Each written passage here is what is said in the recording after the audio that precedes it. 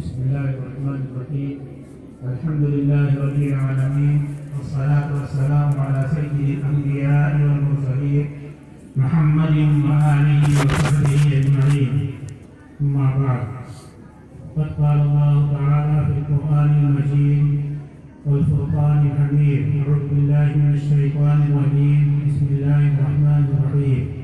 لقد من الله على المؤمنين إذ بعث فيهم رسولا من أنفسهم يتلو عليهم آياته ويزكيهم ويعلمهم الكتاب والحكمة وإن كانوا من قبل لفي ضلال مبين. صدق الله العظيم.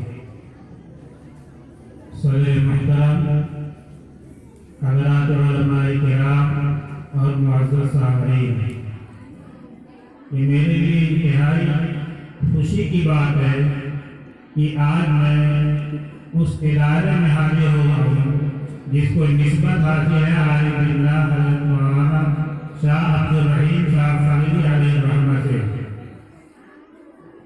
میں نے حضرت مولانا عبداللہ صاحب جوہر قاسمی کی کتاب بزم کہن میں، بلکہ اس سے پہلے دانشور نکلتا تھا، اس میں مولانا کے جو حالات انہوں نے لکھے اس سے اندازہ ہوتا ہے کہ کتنی طاقتور شخصیت تھی اور اللہ تعالیٰ نے دین کا کتنا بڑا کام ان سے کیا۔ یہ رنگولی ایک چھوٹا سا گاؤں ہے جہاں عام ضروریات زندگی بھی زمانے میں دستیاب نہیں رہی ہوئی۔ اس خاک سے اٹھے، قدرت الہی نے ان کو حضرت مولانا شاہ فضل رحمہ صاحب علیہ رحمہ کی خانقاہ اور ان کی بارگاہ میں پہنچا دیا۔ وہاں رہے، وہاں سے مدینہ منورہ ہجرت کر کے چلے گئے، کئی سال وہاں رہے، پھر اشارہ نبی پاک واپس یہاں آئے اور پھر تلاش مرشد میں گنگو گئے، منگیر گئے۔ ہندوستان میں جس خطے اور علاقے میں ان کو پتہ چلتا کہ یہاں کوئی پیر کامل موجود ہے، وہاں پہنچ جاتے ہیں۔ آخر میں حضرت مولانا گنگوئی رحمۃ اللہ علیہ کا فرمایا کہ آپ کا پیر بہت کامل تھا، آپ کو کسی کی ضرورت نہیں ہے۔ پھر وہ اسی دربار میں دوبارہ پہنچے، یعنی حضرت مولانا شاہ فضل رحمہ علیہ رحمہ کے داماد مولانا عبدالکریم صاحب کی خدمت میں پہنچے اور انہیں سے اجازت اور خلافت ان کو عطا ہوئی اور حکم ہوا کہ فیض آباد میں جاؤ۔ فیض آباد اس زمانے میں انگریزوں کی حکومت میں اور اس سے پہلے نوابان عرب کے زمانے میں جمہوریت کا دور بن چکا تھا۔ شیخ الہند رحمۃ اللہ علیہ نے شاہی مولانا نظام الدین صاحب کو وہاں دیوبند سے بھیجا اور یہاں حضرت شاہ فضل رحمہ صاحب کی خانقاہ سے مولانا شاہ عبدالرحیم صاحب علیہ رحمہ وہاں بھیجے گئے۔ 52 سال یا 19ویں صدی سے زائد ان کی بڑی خدمات اس علاقے میں ہے۔ ان کے شیخ نے کہا تھا کہ تم کو کام تو فائدہ بات کرنا ہے، لیکن تمہاری قبر یورپ کے احترام میں ہم کریں گے۔ ان کے ماننے والے بہت غالب کے وغیرہ کے علاقے میں بہت دلوں کا خیال ہے شاید وہاں جائیں، لیکن وہی اپنے وطن میں آئے اور آج سے 56 سال پہلے اسی خاک کی امانت بن گئے۔ نہایت طاقتور شخصیت تھی، ہم پڑھتے رہے اور سنتے رہے۔ ہمارے استاد مولانا جالانا صاحب عالمی علیہ رحمہ، ان کو جو پہلو کے قادر حضرت شاہ عبدالرحیم صاحب فضلی کے حفیظ رشید حضرت مولانا عبداللہ صاحب جوہر قاسمی صاحب، کم سے کم میں نے بھی نہیں کسی اور کے بارے میں دیکھا۔ مولانا جالانا صاحب کے ساتھ میں تقریباً 25 سال کا سبورو ساتھ رہا۔ اس کثرت سے اپنے کسی استاد کا تذکرہ کرتے ہوئے میں نے نہیں دیکھا جتنا حضرت مولانا عبداللہ صاحب قاسمی کا۔ ڈاکٹر عمار صاحب کا آج ہمارے یہاں جلسہ ہے۔ رائے جنابے کی اس قدر نسبتوں کے بعد انکار کا کوئی مطلب ہی نہیں تھا۔ میں آیا بہت شوق سے آیا اور اصل سے پہلے آ گیا کہ اصل بات کرتے ہیں ان بزرگوں کی قبر پر حاضری دی جائے، اور میں گیا بھی ہوں دیر تک وہاں رہا۔ یہ لوگ تو دنیا سے چلے گئے، لیکن ان کی یادگار اب بھی باقی ہے، جسمانی یادگار بھی ہے، یہ روحانی یادگار بھی ہے۔ ان کے مسترشدین اور ان کے تناظرہ پوری دنیا میں پھیلے ہوئے ہیں۔ ہم لوگ بھی ایک واسطے ہیں۔ حضرت مولانا رحمہ صاحب آدمی نے تقریباً ساری کتابوں میں یہ کہنا پڑا ہے کہ ساری مولانا عبداللہ صاحب جوہر قاسمی کے جو کچھ آپ دیکھ رہے ہیں واسطے سے انہیں کا فیض ہے۔ تو ایسی جگہ پر حاضری میرے لیے انتہائی سعادت کی بات ہے، وہ بھی قرآن کریم کی نسبت سے ڈاکٹر عمار صاحب نے بتایا کہ جو لوگوں نے قرآن کریم کا حفظ مکمل کیا ہے ان کی دستار بندی ہوگی، اس کی مناسبت سے ایک جلسہ منعقد کیا گیا، اور اچھی بات یہ تھی کہ مغرب سے عشاء تک ہمارے زمانے میں جو اب جلسوں کا دستور ہو گیا رجب والا، انتہائی خراب بات ہے کہ آدمی دین کے نام پر جا کے اور سب سے پہلے دین کی بنیاد کو ڈال دے، رات میں جلسہ ہوتا اور صبح تک لوگ سوتے رہتے ہیں، فجر کی نماز بھی نہیں پڑھتے۔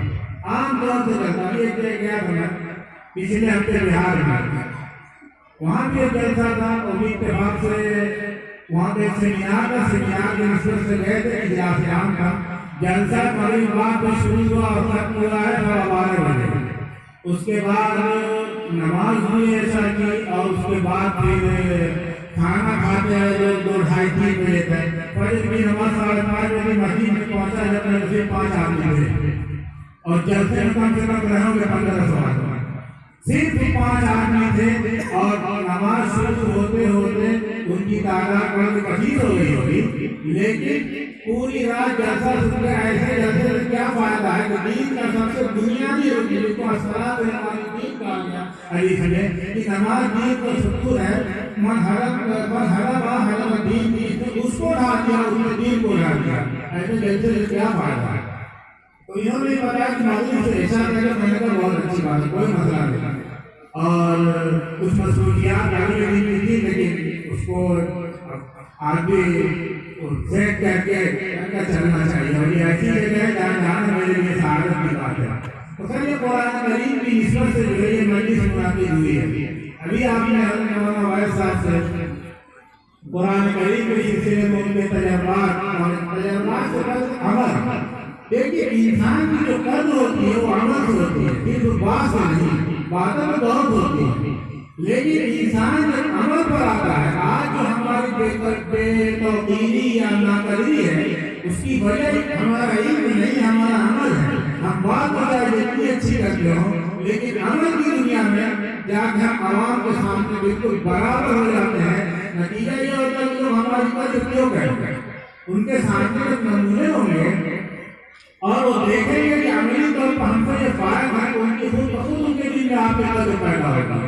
ورنہ دیکھتے ہیں جیسے ہم ویسے مولوی صاحب میں اذان ہوتی ہے تو جیسے ہم جاتے ہیں جماعت کے وقت میں یہ بھی جاتے ہیں، جیسے ہم سب سے پہلے نکل جاتے ہیں یہ بھی نکل جاتے ہیں، ان کے دل میں کیا قدر پیدا ہوگی؟ مولانا کی اس بات سے جو انہوں نے بتایا کہ قرآن پاک کی تلاوت کا یہ معمول میرا 10 سال کا 1984 سے 38 سال سے ہے۔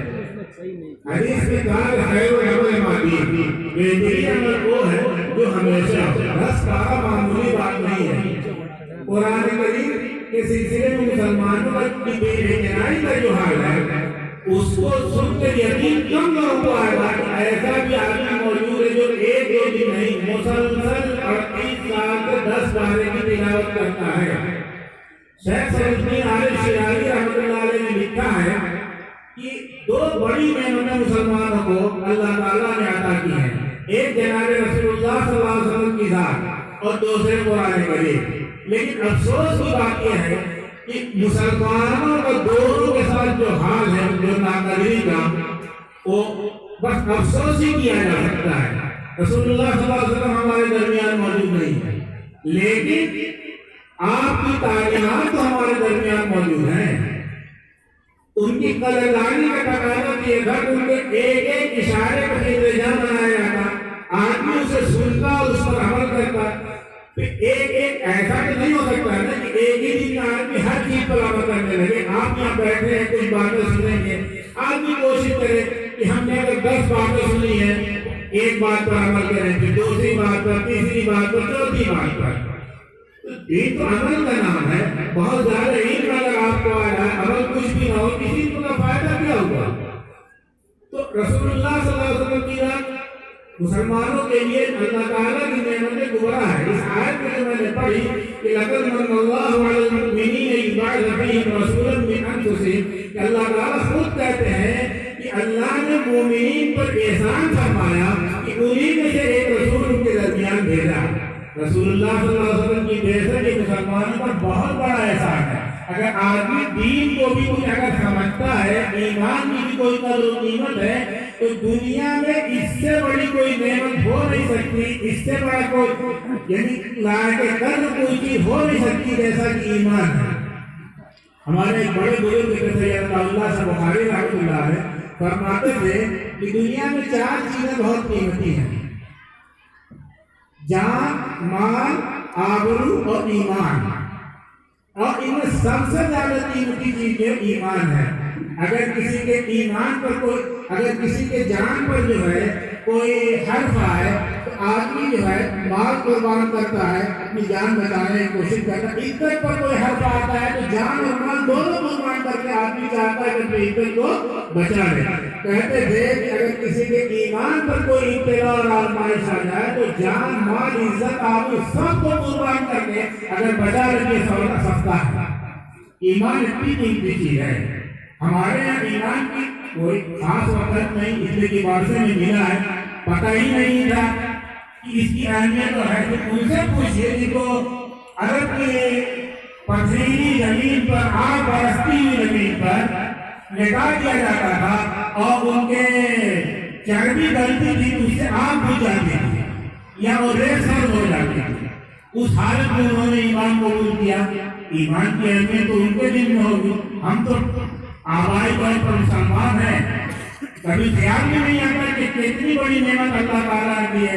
یقین کریے کہ آپ کو چاہے اس کی اہمیت ہو چاہے پوری دنیا جو ہمارے پیچھے ہاتھ دھو کے پڑی ہوئی، پنجے چھاڑ کے پڑی ہوئی ہے، وہ اسی ایمانی کی وجہ سے اللہ تعالیٰ فرماتے ہیں کہ وَمَا نَقَمُوا مِنْهُمْ إِلَّا أَن يُؤْمِنُوا بِاللَّهِ الْعَزِيزِ الْحَمِيدِ، اور انہوں نے نہیں انتقام لیا، نہیں بدلا لیا ان سے، مگر اس لیے کہ یہ لوگ ایمان لائے اللہ پر۔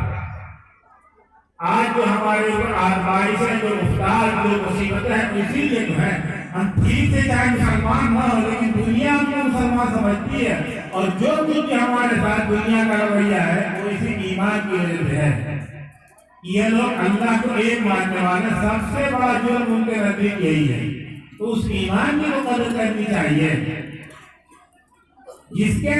جس شخص کے اندر جس چیز کی اہمیت ہوتی ہے وہ چاہتا ہے کہ ہمارے بعد جو ہماری اولاد ہے ان تک وہ چیز پہنچے اور اس چیز کو اپنے عمل میں رکھیں۔ حضرت یعقوب علیہ السلام نے اپنی اولادوں سے آخر وقت میں جو بات کہی تھی، پوچھا تھا کہ ماتا بولو نے بھی بات دی کہ میرے بعد تو کس کی عبادت کرو گے؟ 12 وہ پیغمبر کی اولاد تھی۔ ہمارے یہاں تو آدمی کا آخری وقت ہوگا تو اس کو یہی فکر رہتی ہے کہ میرا یہ مال کیا ہوگا، وہ جائیداد کیا ہوگی۔ یہ جو آدمی کی زندگی جیسے بسر ہوتی ہے، میری فیکٹری کا کیا ہوگا، میری تجارت کا کیا ہوگا، میری اولاد کا کیا ہوگا، اور وہاں کچھ نہیں، ان کے ایمان کا کیا ہوگا۔ ماتا مجھے ممباری ہوگی پیغمبر کی اولاد کالنا الہ و الہ آبائکم، سیدھے کہا کہ ہم عبادت کریں گے آپ کے رب کی اور آپ کے آبا و اجداد کے رب کی، یعنی جس کی عبادت آپ کرتے تھے اس کی عبادت ہم کرتے تھے۔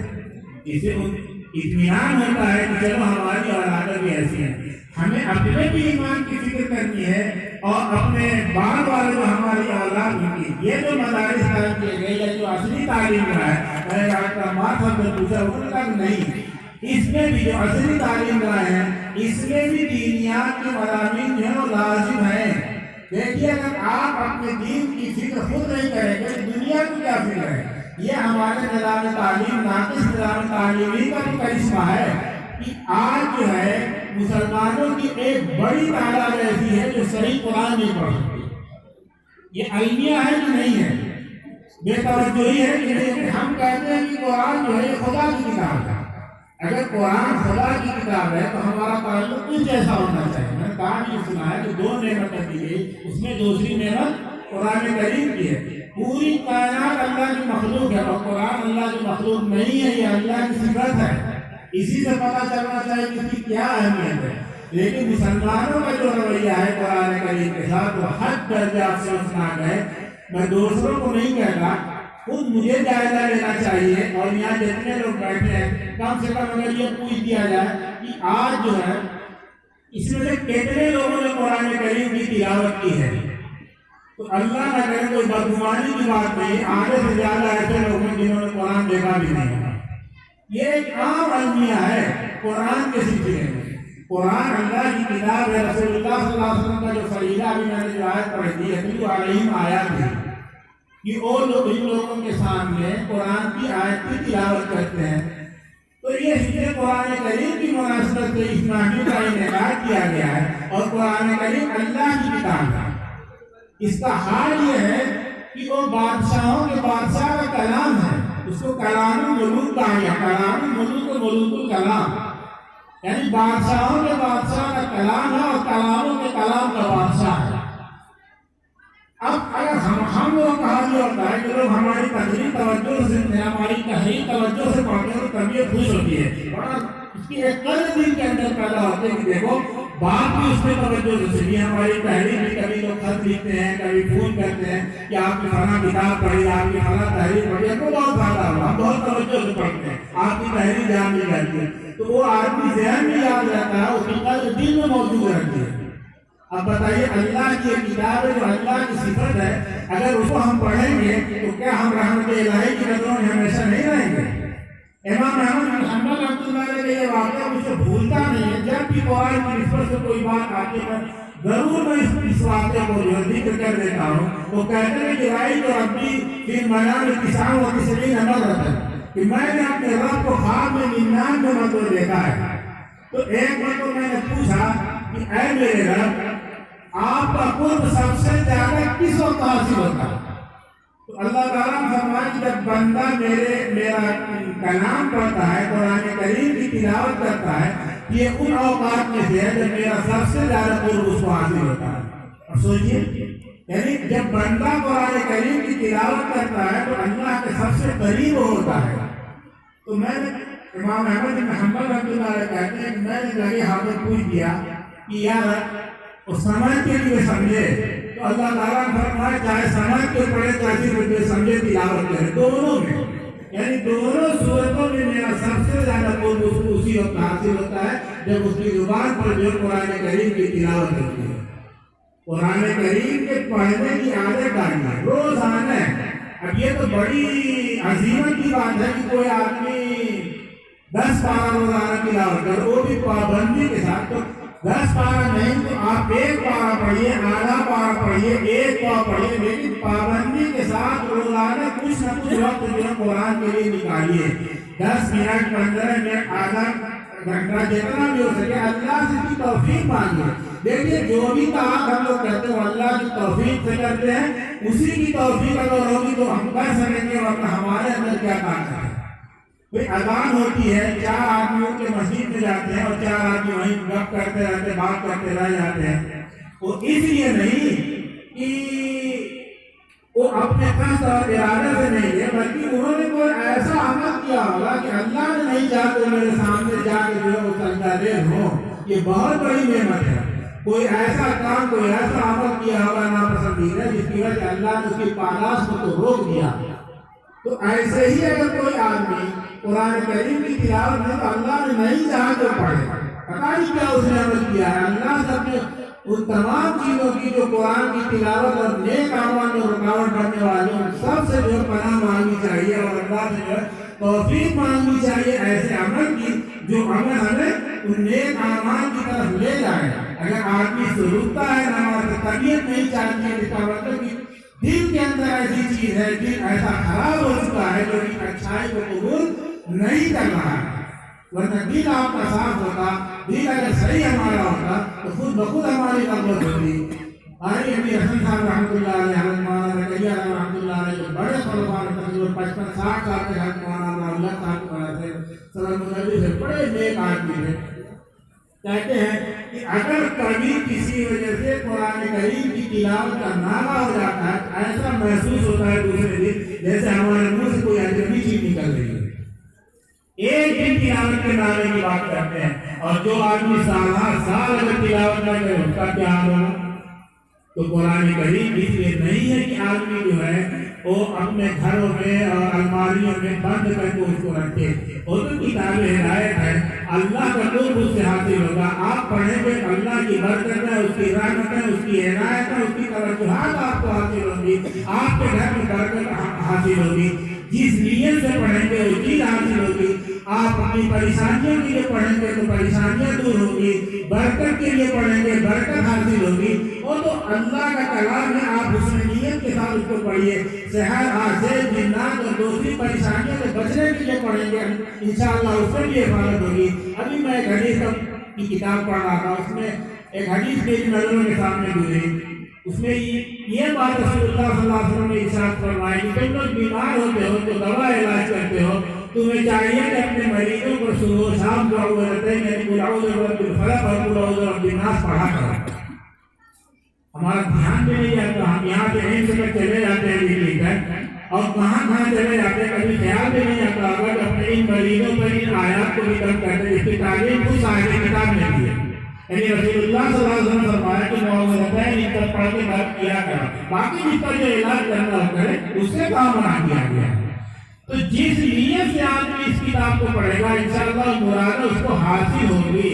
بلکہ ہمیں تو زبان رسالت میں ایک دعا ملتی ہے، اللہم انت جعل القرآن ربیع قلبی وجلاء حزنی، کہ اے اللہ قرآن کریم کو ہمارے دلوں کی بہار بنا دیجیے، وجلاء حزنی، اور ہمارے غم کو دور کرنے کا سامان بھی، وذھاب ہمی، اور ہمارے افکار کو، ہمارے خیالات اور پریشانیوں کو دور کرنے کا ذریعہ بنا دے۔ اللہم انت جعل القرآن ربیع قلبی وجلاء حزنی وذھاب ہمی۔ تو اب اس سے یہ پتہ چلتا ہے کہ آدمی یہ دعا اگر پڑھتا ہے تو قرآن کے اندر اس بات کی صلاحیت موجود ہے، وہ دلوں کی بہار ہے، غم کے دور ہونے کا ذریعہ ہے، آپ کے افکار و خیالات اور پریشانیوں کو دور کرنے کا ذریعہ ہے۔ جو لوگ اور ایک چیز اور بھی کہ آدمی اگر اس کو پڑھتا رہتا ہے تو جو بڑھاپے کی معذوریاں اور دشواریاں رہتی ہیں اس سے بھی اس کی نجات ہوتی ہے۔ اس دعا سے یہ بھی یہ دعا ہے، یہ دعائیں آدمی کو پڑھنا چاہیے۔ اگر آپ چاہتے ہیں کہ پرسکون زندگی اگر عطا کر دنیا بسر کریں اور آخرت میں بھی بسر کریں تو یہ جو تعلیمات ہیں قرآن کی یا حدیث کی، آدمی ان کو پڑھے، ان کو جانے، ان پر عمل کرے۔ کہ ان جلسے اور جلوس کا کیا حاصل ہے؟